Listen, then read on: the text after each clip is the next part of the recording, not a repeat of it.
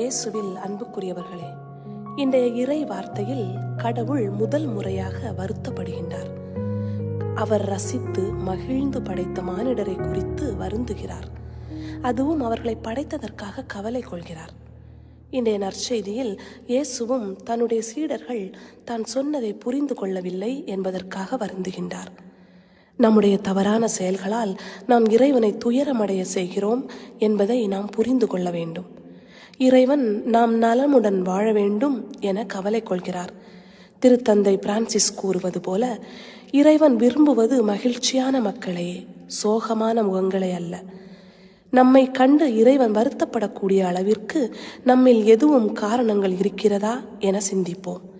இறைவன் எப்போதும் நம்மை படைத்ததற்காக துயரப்படக்கூடிய அளவிற்கு நம் செயல்கள் இருக்கக்கூடாது.